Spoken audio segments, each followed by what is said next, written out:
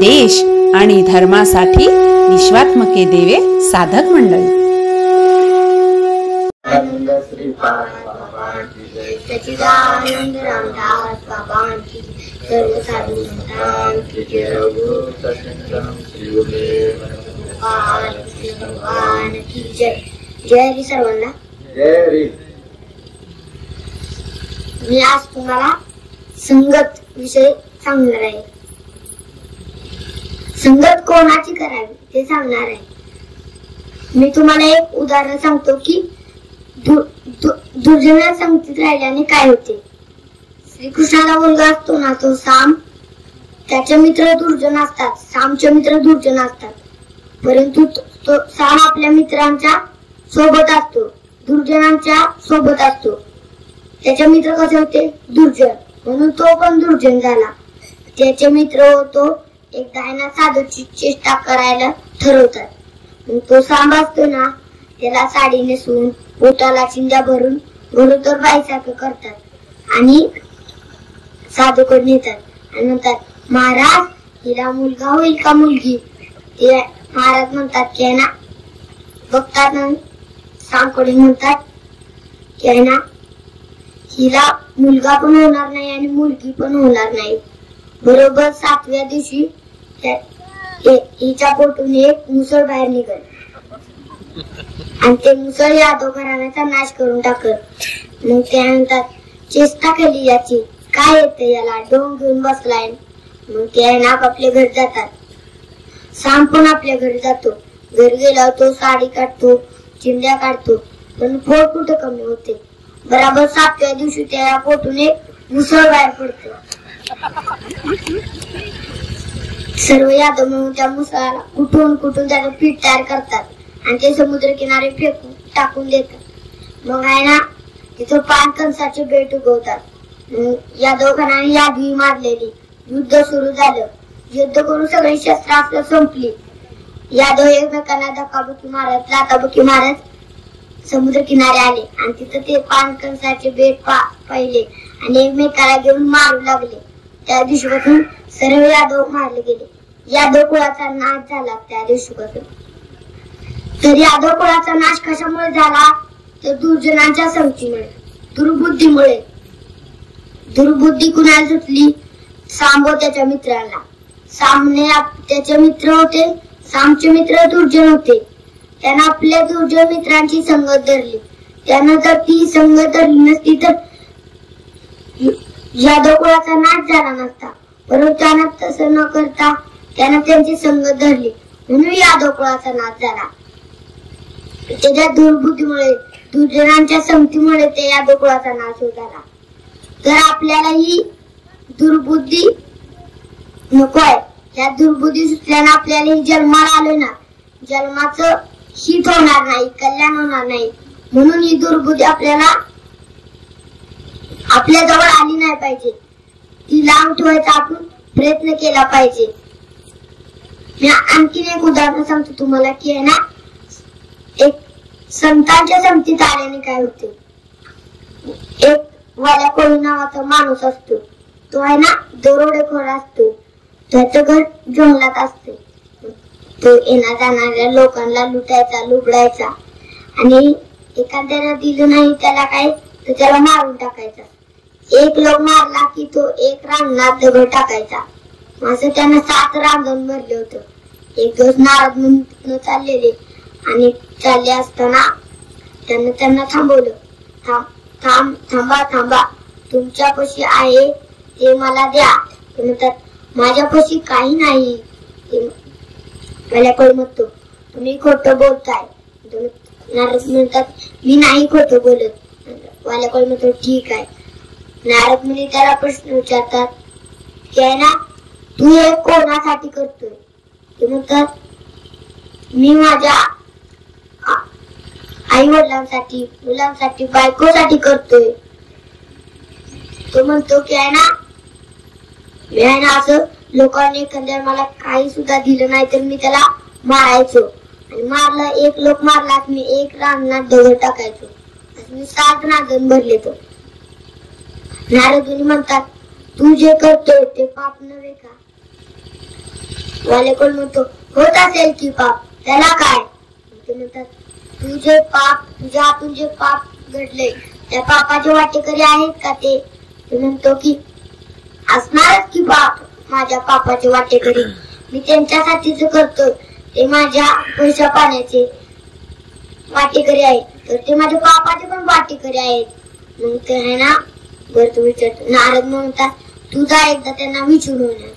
ती म्हणतो वाल्याकोल म्हणतो तुम्हाला पळून जायचं म्हणून असं बोलताय ना. तो म्हणतो की नारद म्हणतात की मला पळून जायचं नाही. नारद म्हणतात परत वाल्याकोल म्हणतो तुम्ही खोटं बोलताय. नारद म्हणतात मला तू या दोरीने झाडाला बांधून ठेव. तो वाल्याकोल नारद मुनीला झाडाला बांधून ठेवतो. बांधून ठेवल्यावर परत तो जातो घरी आणि आपल्या आई वडिलांना विचारतो तुम्ही माझ्या पापाची वाटेकरी आहात का. म्हणतात आम्ही नाही तुझ्या पापाची वाटेकरी, तू जे आणतोय त्यातनच आम्ही खातोय पितोय, आम्हाला का माहित तू आहे ना लोकांना मारतोय लुबाडतोय. असं म्हणतात आणि आम्ही नाही तुझ्या पापाची वाटेकरी. तो जातो मुलांना विचारतो तुम्ही आहे माझ्या पापाची वाटेकरी. मुले म्हणतात आम्ही नाही तुमच्या पापाची वाटेकरी. नाही ना बायकोला विचारतो तो. बायकोला वाटते की नाही कसे म्हणायचे. मग ती म्हणती की आहे ना माझ्या पायाला विंचू चावला. मग ती आहे ना वाल्याकडून म्हणतो की आधी माझ्या प्रश्नाचं उत्तर दे. मग ती म्हणते की मला विंचू चावलाय ते मलाच भोगायला लागणार आहे, तसं तुमच्या हातून जे पाप भरले तुमच्या वाटेतले आहे तुम्हालाच भोगा येणार आहे, तुम्हालाच भोगा येणार आहे. तो पळत पळत जातो. नारद मुनी पाया पडतो म्हणतो मला माफ करा. तो नारद मुनीला सोडतो. तो म्हणतो की माझ्या पापाची कोणी सुद्धा वाटेकर नाही. तो म्हणतो मला यातून बाहेर काढा. नारद मुनी म्हणतात ठीक आहे, ज्या जागी तू बस. आणि तिथं ते काठी लावतात. त्याच्या कानात एक नाम सांगतात. त्या नामाचं चिंतन करत त्याला बसायला सांगतात. तो तिथं बसतो. नारद मुनी तिथे एक काठी वाळलेली काठी लावतात आणि आहे ना ती म्हणतात की तू 12 वर्षानंतर मला भेटू आपण, भेट होईल आपली. तो तिथं चिंतन करत बसतो. एवढा मग्न झाला असतोय की त्या बाजूला वाळू तयार झाला असते. त्याचा वाळलेल्या काठीला पानं फुटली असते. ती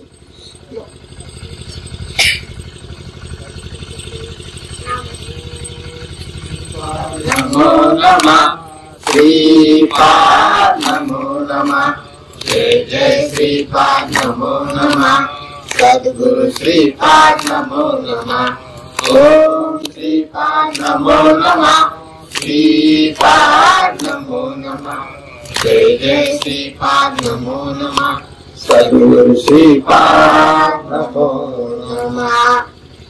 असं तो चिंतन करत बसले असतो आणि तिथं बसल्यावरती खूप मग्न असतो चिंतनात. त्या वारूळ तयार झाला असते आणि त्या काठीला पानं फुटली असते ती. मग नारद मुनी 12 वर्षानंतर येतात. म्हणतात आता तुझी ही तपस्या पूर्ण झाली, तू यातून बाहेर निघला. मग ते म्हणतात तू यातून वाल्याचा वाल्मिकी झाला.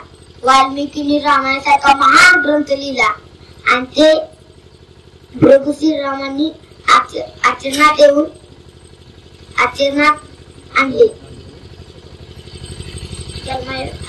आणले. हे कशामुळे झाले तर सज्जनांच्या संगतीमुळे. वाल्याकोळी आधी कसा होता, दुर्जन होता. तो लोकांना लुबडायचा, मारायचा. त्याच्यातून खूप पाप घडले होते. पण हा पापाची राखरांगोळी करण्यासाठी देवाला माहित होतं ह्याच्यातून खूप पाप घडले, म्हणून तर त्यांनी नारद मुनीला पाठवलं असणार. नारद मुनी आहे ना, नारद मुनी कसा आहे संत. संतांना दुर्बुद्धी सुचत नाही. संत सज्जन असतात. संतांचं काम काय, दुर्जन लोकांना सज्जन बनवायचं. त्यांना देवाचे महत्व सांगायचं, पटवून द्यायचं. ते त्यांचं कार्य आहे. मग ते आहे ना,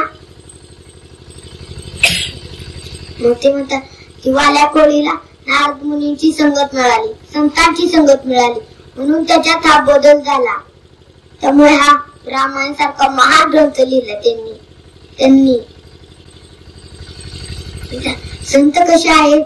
सज्जन असतात, त्यांना दुर्बुद्धी सुचत नाही. या जगात एकमेव असे संत फक्त एकमेव आहेत की त्यांना दुर्बुद्धी सुचत नाही.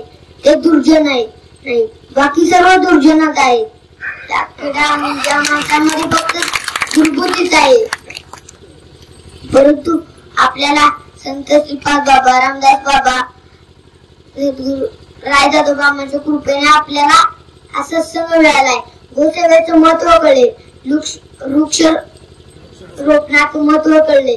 म्हणून तर आपण आपल्यातनं बाबा आपल्यातली दुर्बुद्धी बाहेर काढायचा प्रयत्न करत आहे. आपण पण प्रयत्न केला पाहिजे. आपल्यातली दुर्बुद्धी कशी बाहेर निघेल, तर आपल्याला ही दुर्बुद्धी काढायला एकमेव असे संत आहेत. त्यांची कृपा आपल्यावर झाली. सद्गुरु श्रीपाद बाबा, रामदास बाबा, रायदादोबांच्या कृपेने आपल्याला हा सत्संग मिळालाय. जय सर्व.